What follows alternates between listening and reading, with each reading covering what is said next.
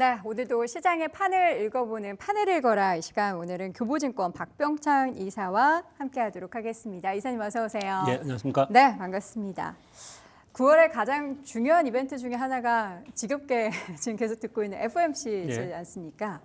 이번에는 뭐 FOMC 끝나고 나서 과연 시장 충격이 있을까 없을까까지 염두를 해두고 있는 것 같은데 우리 이사님께서는 어떻게 시나리오를 좀 예상을 하고 계십니까? 일단 뭐 주가의 위치가 가장 중요한 거죠. 근데 지금 주가 지수는 역사적 신고 지수 근처에 지금 와 있습니다. 이미 반영을 했다는 얘기죠. 주가가 아래에 있었으면은 뭐 어떤 것이 나오던 간에 어떻든 시장은 호재로 인식을 하려고 노력을 했을 건데 지수는 상당히 올라와 있는 상태에 있다는 얘기는 반영을 했다는 얘기이고요. 뭐 많은 분들이 얘기를 계속 하고 있지만 비농업 고용자 수가 10만 명 아래 그리고 실업률이 지난번에 4.3% 나왔잖아요. 네. 그래서 쇼킹했었고요. 이번에 4.3을 넘어서 4.4나 4.5가 된다. 그렇다면은 비컷 얘기가 나오고 비컷은 시장에서는 뭐 바라는 바는 맞지만은 전체 시장 주가지수 움직임은 반대로 악재로 작용할 가능성이 있지 않을까. 이제 경기 침체 논란이 다시 일어나지 않을 거라고 생각합니다.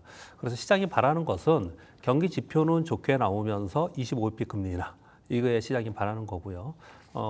경기 지표는 지금 이번 주에도 계속 나오지만은 9월 6일 날 고용 지표가 나오지 않습니까? 이런 것에 따라서 영향을 좀 주겠습니다. 근데 지금 현재 제가 생각으로는 요즘에 경기 지표 나오는 것을 봐서는 좀 호전되는 경기 지표가 나오고 있기 때문에 25bp 금리 인하를 하면서 향후 시나리오를 얘기하는 그런 상황이 되지 않을 거라고 생각합니다.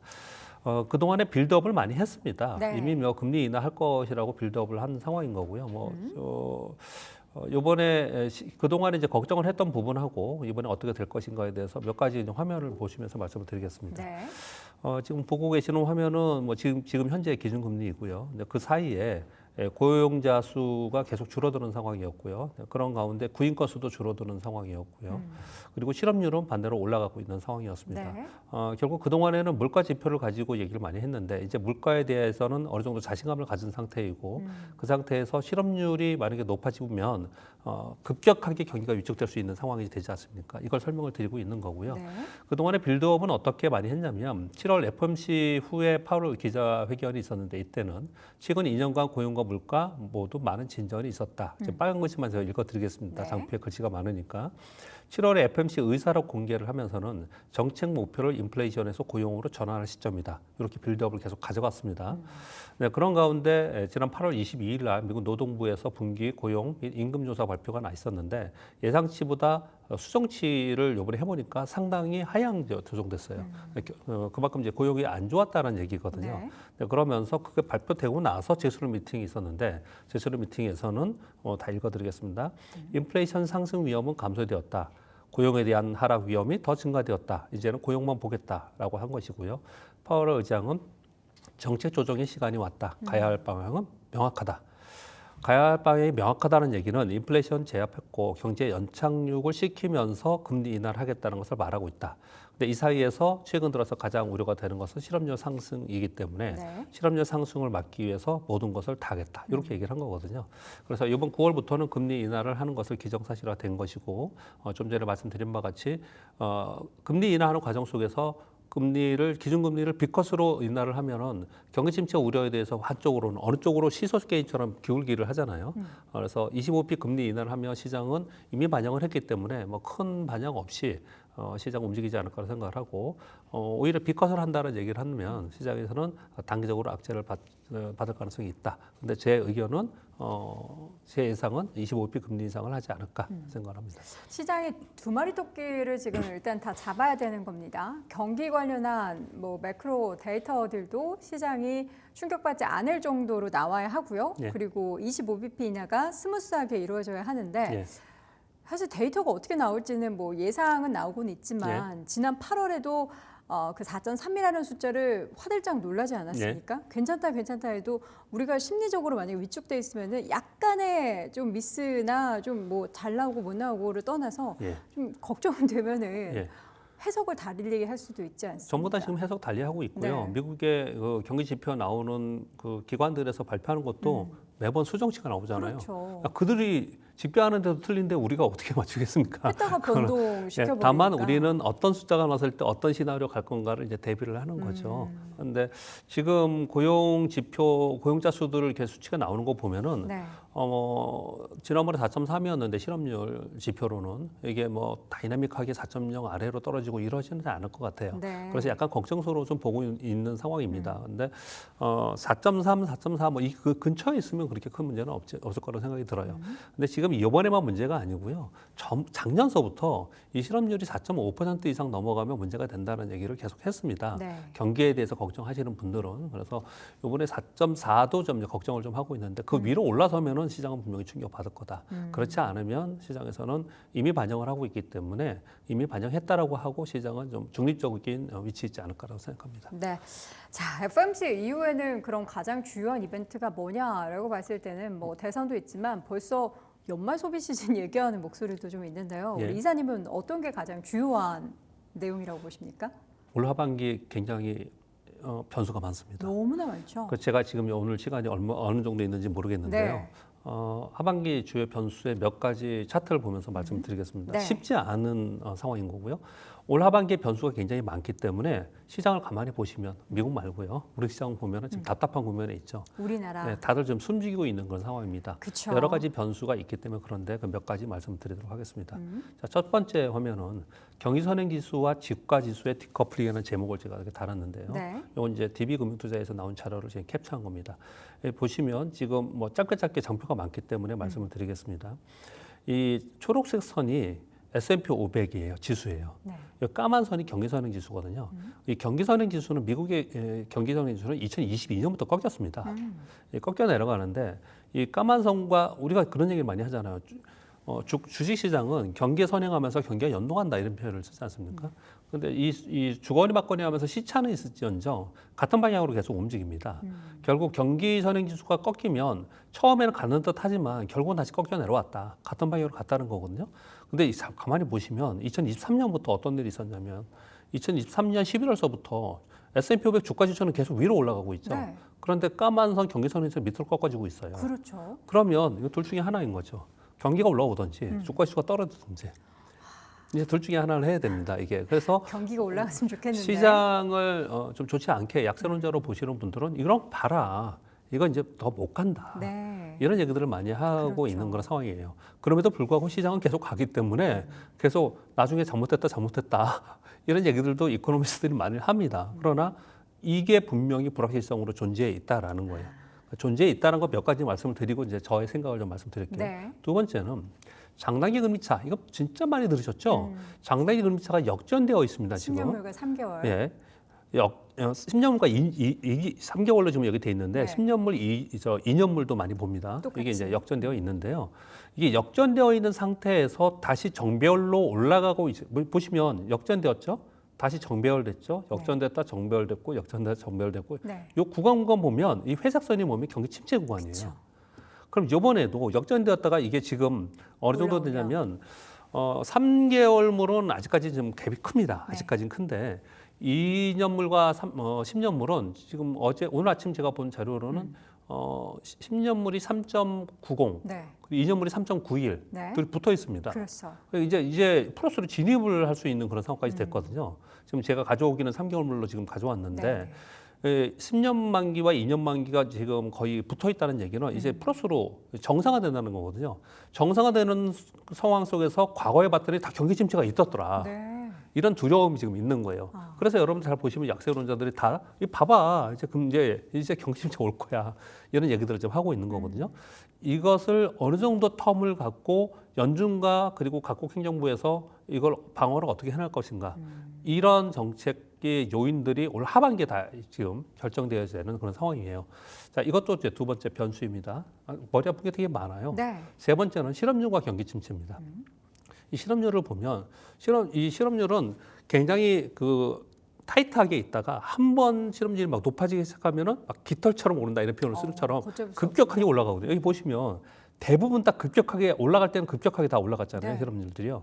이 실업률이 이 기준선으로부터 급격하게 올라가는 이 선에서 다 또 경기 침체가 왔어요. 그러면 이게 여기 지금 이게 3.7이 저점이었잖아요. 네. 이번에 4.3이 됐잖아요. 네. 이게 4.5, 뭐 4.7 이대로 올라가면 곧바로 수직으로 올라갈 가능성이 있다라고 얘기를 하는 거예요. 그러면 경기 침체가 오지 않겠냐. 이게 또 걱정을 하는 거예요. 이 얘기도 막 하고 있습니다. 자, 몇 가지 쭉쭉 말씀드릴게요. 한번 좀 생각해 보실 문제입니다. 네. 이것도 보세요. 이 얘기는 많이들 안 하시는데 저는 네. 흥미롭게 봅니다. 이게 뭐죠? BOJ에서 금리 인상하는 거예요. 네. 일본은행에서. 최근에 한번 했죠. 예, 요번에 한번 했지 않습니까? 근데 일본은행은 왜 이런 식으로 정책을 하는지 모르겠는데 이 금리를 올리고 나서 전부 경기 침체가 일어났어요. 보시면 그러니까 일본에서 지금 금리를 인하하는 게 경기 침체를 시그널로 볼 수 경기 있다. 금리 인상. 금리 인상을 예, 할 여기 때? 보시면 예. 여기서 금리를 한번 인상했잖아요. 네. 그리고 부증시 붕괴가 일어났고요. 오. 1998년 이후에 금리 요만큼 올렸거든요. 그런데 그래갖고 곧바로 IT 버블 붕괴하고 쭉 빠지니까 네. 뜨거 그리고 다시 제로 금리 됐어요. 어. 그러다가 2007년쯤 돼서 다시 한번 또 올렸거든요. 네. 그리고 나서 글로벌 금융위기 맞았잖아요. 네. 그거 잘못됐습니다. 그리고 또 제로금리 만들었어요. 어. 이렇게 몇 번이나 제로금리에서 탈피하려고 노력을 많이 했는데 그 이후에 대부분 다 시스템 위기나 아니면 경기 침체를 맞이했어요. 이번에 그래서 이번에도 금리 인상을 한번 했잖아요. 네, 그리고 많이 또 한다고 하시죠? 하잖아요. 네. 야, 이런 거 봐서는 역사적 경험치가 있지 않냐. 일본이 하는 짓을 보니까 요번에 금리 인상 얘네들이 하면서 이거는 왜 이러냐면 그냥 단순히 제가 이 표를 말씀을 드리는데 글로벌 자금의 이동이 생기기 때문에 그러는 거거든요. 그런데 아무튼 거기까지 얘기하면 너무 길어지니까 일단 현상만 다 말씀을 드릴게요. 네. 요번에 일본이 금리 인상 한다고 하는 거 보니까 이거 내년에 또 어려워지는 거 아니야? 이런 걱정을 할 수가 있어요. 그렇죠. 지금 벌써 4가지만 말씀을 드렸습니다. 재밌지 않으세요? 이게 보면은 경기 침체가 올 가능성이 굉장히 높다라고 얘기하는데 네. 경기 침체의 판단은 여러분 다 아시다시피 미국 국립경제연구소인 MBR에서 합니다. 근데 이들이 경기 침체라고 판단을 수개월에서 수십 개월 이후에 해요. 그러니까요. 지난번에도 뭐 기술적 경기 침체 한번 있었잖아요. 예. 우리 최근에. 그리고 나서 거의 10몇 개월 이후에 경기 침체였다 네. 그때 이렇게 얘기하잖아요. 뒷북이네요. 그러니까 경기 네. 침체에 대해서는 우리가 시장에서 판단을 하는 거지 우리가 이코노미스트들이 얘기하는 경기 침체하고 사뭇 이 시차가 상당히 있다는 걸 좀 수익성이다. 감안을 하셔야 되는 거거든요. 네. 근데 전부 다들 제가 지금 경기 침체 가능성이 있는 모양새로 지금 차트를 장표를 보여드렸어요. 반대는 없나요? 반대 데이터? 경기 침체가 안 온다라는 데이터는 없나요? 거의 없습니다. 그러다 보니까 경기 침체에 대한 두려움이 계속 있는 상황인 거거든요. 네, 그럼에도 불구하고 마지막 이제 정리해서 좀 말씀드릴게요. 네. 미국의 그 매니저들한테 그 IB에 있는 사람들한테 전략가들이나 매니저들한테 미국의 경기 둔화에 대한 설문을 조사했어요. 그랬더니 노랜딩이 있고 소프트랜딩이 있고 하드랜딩이 있잖아요. 하드랜딩이라는 게 경착륙이라는 게 우리가 말이 좋아서 경착륙이지 사실은 경기 침체 들어가면서 시스템 위기 오는 걸 얘기하는 거예요. 네. 근데 이거는 11%예요.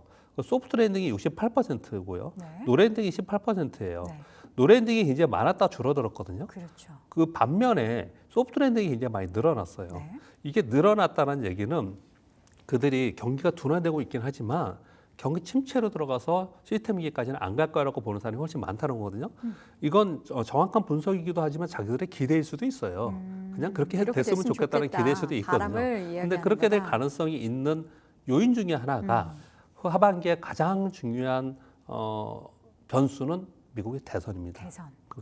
미국 대선에 따라서 정책이나 이런 지표나 이게 전부 다 바뀔 거예요. 그래서 지금은 이 미국의 대선의 불확실성이 있기 때문에 함부로 경기에 대해서 시장에 대해서 논할 상황은 좀 아니다라고 생각합니다. 어느 정도 이렇게 됐을 때 나는 이렇게 행동할 거야, 시나리오 이렇게 될 거야라는 것만 생각을 하고 네. 그 경로에 추종하면서 우리는 가야 된다라는 걸 저는 이제 개인적으로 생각을 하고 있고요. 미국 대선 리스크가 있는 상태이기 때문에 지금 경기 얘기를 쭉 했지 않습니까? 네. 이 경기가 쉽게 무너지겠냐 그 사이에 무너뜨리지 않겠죠. 어떻든 경기 지표를 만들어가고 이번에 보면 미국의 경기 지표가 2.8에서 3.6% 올렸지 않습니까? 네. 이런 것들이 분명히 있을 거라고 생각을 하고 만약에 누가 되든 간에 이후에 집권 1년 차에 그들이 공약했던 것에 대한 경기 부양 정책을 분명히 내놓을 거란 말이에요. 그래서 지금 고민하고 있는 경기가 침체기로 들어가서 시스템 위기가 오는 부분은 당장 올 부분은 아니다. 조금 더 뒤의 얘기인데 우리가 지금 걱정을 하고 있다. 제가 지금 말씀드리는 거는 올 하반기에 변수를 얘기하고 있기 때문에 올 하반기에는 경기 침체가 가지고 시장이 무너진다. 이렇게까지 보기보다는 당연히 변동성이 좀 있고 변수가 상당히 많은 그런 시장이다라는 정도로 보는 게 어떤가 저는 그렇게 생각합니다. 변동성이 우리 투자자분들이 제일 싫어하는 거잖아요. 그렇죠. 뭐 안 좋으면 확실하게 안 좋든가, 네. 뭐 좋으면 확실히 좋든가여야 되는데 네. 이것도 저것도 완전하게 우리가 속단할 수 없는 그런 상황이라면 주식을 쉬는 게 낫겠네요. 지금은 그래서 저도 뭐 이것저것 방송에서 네. 지금은 약간 주식은 좀 들고 있는 이거 아주 구체적으로 좀 말씀을 드리면요. 많이 올라서 지금 굉장히 센 데 있죠. 네. 뭐 조선이나 뭐 화장품 이런 데 센 데 네. 센 종목들 있잖아요. 굳이 그런 걸 팔 필요는 없고요. 그런 또 걸팔 많이 필요는 빠져가지고 많이 2차 빠져있는 전지. 2차 전지나 뭐 네. 인터넷 이런 거 있잖아요. 네. 이런 걸 뭐 굳이 팔아야 될 건 없는 것 같고요. 어, 그냥 애매한 데 있는 것들이 있어요. 어디에 속하지 못하는 것들. 애매한. 그런 것들을 현금을 좀 가지고서 이 시장을 바라보는 게 맞지 않을까라고 생각을 하고요. 그리고 지금 뭐 걱정의 말씀을 주셨는데 변동성도 상승 변동성, 하락 변동성이 있고 변동성의 폭이라는 게 있잖아요. 근데 지난번에 우리 7월 말 8월 초에 큰 변동성을 한번 겪었지 않습니까? 네. 1년에 그런 변동성이 몇 차례 오지는 않아요. 몇 년에 한 번씩 오고 이런 변동성이기 네. 때문에 그 변동성으로 인해서 시장은 상당 부분 예행 연습을 했다고 저는 표현을 하거든요. 예행 연습을 했습니다. 네. 그래서 변동성 자체는 크지 않은 상태인데, 그러니까 위아래 큰 변동성이 있는 게 아니고 일일 변동성, 뭐 며칠간의 변동성 이런 변동성을 쭉 가져가면서 어찌 될지 모르겠어. 이러면서 시장이 갈 가능성이 상당히 있다. 네. 이렇게 보는 겁니다. 그러면서 갈 가능성. 그러면서 이제 갈 종목은 가겠죠. 어. 그러니까 종목 싸움을 계속 하는 건데요. 그럼 지수가 뭐 이렇게 지지부진하게 흘러내린다라기보다는 박스권의 박스권에 움직임 당분간 정도로. 있다가요. 미국은 꽤 많이 올라와 있지 않습니까? 근데 우리나라 뭐 질문 주시지는 않았지만 네네. 우리나라 지금 굉장히 답답한 상황이고 유동성도 축소되고 거래량 거래대금 그쵸. 축소되고 막 그러고 있는 상황이잖아요. 근데 우리나라가 이렇게 상대적으로 약한 이유는 근본적인 이유가 분명히 있어요. 하나는 미국은 경기 GDP 성장률을 올리고 있잖아요. 네. 우리는 어땠습니까? 낮췄지 않습니까? 이번에 한국은행에서 2.5에서 2.4로 낮췄잖아요. 경기도 안 좋아요. 그런 상황 속에서 미국은 금리 인하한대잖아요. 네. 시장은 금리 인하를 좋아하지 않습니까? 그렇죠. 근데 우리는 금리 인하를 못 한대요. 안 하는 게 아니고 못 한대요. 가계부채 때문에. 네. 우리는 안 하지 않습니까? 그럼 두 가지의 시장이 원하는 거 우리 이미 안 하고 있습니다. 그러니까 당연히 약한 상황 속이에요. 그런 약한 상황 속에서 뭔가 모멘텀을 주어줘야 되는데 그런 모멘텀을 우리가 지금 전부 다들 주식 투자하는 사람이 바라는 게 뭡니까? 세제 정책, 네. 밸류어 프로그램, 확실시 해달라. 음. 확고하게 이걸 발표를 해달라고 얘기하는데 아직도 안 하고 있지 않습니까? 그래서 요번에 우리가 지금 이제 추석을 지나지 않습니까? 네. 이 추석을 지나고 나서 정치인들이 하는 거잖아요. 그러면 추석을 지나고 나서 이제 시기도 얼마 안 남았고 그리고 정치인들은 소위 포퓰리즘을 누구나 갖고 있는 거예요. 그렇기 때문에 이 정책에 대해서 완전히 반하게 시장에 반하는 정책이 나올 수는 저는 없다라고 생각합니다. 그리고 그렇게 기대해 봅니다. 그렇게 본다면 우리 시장에 지금 짓누르고 있는 정책적 불확실성 이런 네. 것들이 해소되는 과정에서 우리 시장에도 좀 기회가 있지 않을까라고 생각합니다. 네. 우리 이사님의 말씀을 들으면은 예. 되게 시원시원해요. 시원시원한데 우리 예. 투자자분들이 과연 또 어떤 현명한 선택을 내리시게 될지 모르겠는데 여기에 좀 플러스 알파 또 악재적인 측면 하나 이야기하자면 예. 8월 시장 크게 흔들었던 엔캐리 트레이드 자금의 이탈. 예. 이번에는 뭐 엔캐리 트레이드 자금 이탈의 추가적인 가능성과 여기에 또 예. 위안화 트레이드 미안해 트레이드 얘기 얘기까지 나옵니다. 예. 나오고 있어요. 예. 이런 수급의 이탈의 가능성도 어떻게 좀 더 염두를 해둬야 될까요? 지난번에 엔캐리 트레이드 때문에 수급적 왜곡 현상이 발생된 거는요. 정확하게 말하면 엔캐리 자금이 가서 그쪽에서 팔고 나와서 자금의 이동이 급격하게 순환이 생겼다라고는 저는 아니라고 생각합니다. 그게 아니고요. 그 직전에 어떤 일이 있었냐면은 엔화의 초약세 베팅한 헤지 펀드들의 엔화 약세 베팅이 있었어요. 그런데 일본 BOJ가 개입을 하고 그리고 금리 인상 발표를 하면서 곧바로 엔화가 162엔에서 142엔까지 추락했지 않습니까? 네. 그때 우리 지금 뉴스에 보도에 나오지 않지만 파산한 데들이 많았어요 이번에요. 그런 얘기 안 들으셨어요? 파산까지 했습니다. 엔화 약세에 베팅했다가. 정말요? 예. 그러니 그들은 헤지 펀드들은 어떻게 하겠습니까? 그런 위기에 처해 있는데 빨리 청산을 해야죠. 그렇죠. 그러다 보니까 지난번에 그런 현상이 벌어진 거예요. 물론 그 전에 미국의 그 하드웨어 IT 회사들의 실적 미스 이런 것들이 지금 포함되어 있고 경기 침체 얘기는 갖다 붙인 거고 네. 이런 얘기들이 있지만 실제적으로 그런 현상이 벌어진 거는 헤지 펀드들의 수급적 왜곡이 훨씬 더 컸거든요. 그러니까 그렇게 보시는 게 맞을 것 같고요. 엔캐리 자금이나 아니면 위안화의 캐리 자금이나 이런 부분들이 이게 만약에 정말로 바뀌려면 정말로 이게 순환이 되면서 그 자금 이동이 되려면 일본은 지금 0.25%잖아요. 네. 미국은 5.5%입니다. 그 갭이 엄청나게 크기 때문에 그 갭이 향후 추세적으로 정말 붙는다고 생각할 때 정말 자금 이동이 급격하게 일어나는 거지. 지금부터 전체적인 자금이 이동한다는 얘기는 다소 무리가 있다라고 생각을 하고요. 두 번째는 돈은 수익이 있는 곳으로 가는 겁니다. 수익이 있는 곳으로 가는데 미국에서 지금 빅테크에서 수익이 일어나고 있는데 수익이 나는 자금을 일부러 빼가지고 다른 쪽으로 간다? 거기까지는 아직까지는 아니다라고 생각합니다. 알겠습니다. 다른 문장은 모르겠고요. 8월에 다행히도 예행 연습을 했다라는 게 그래도 이제 좀 불확실성이 많은 9월 시장에 그나마 다행인 부분이 아닌가라는 생각이 듭니다. 9월 시장에 대한 변수 이야기 자세하게 나눠봤고요. 오늘 이 시간 교보증권 박병창 이사와 함께했습니다. 고맙습니다. 네, 감사합니다.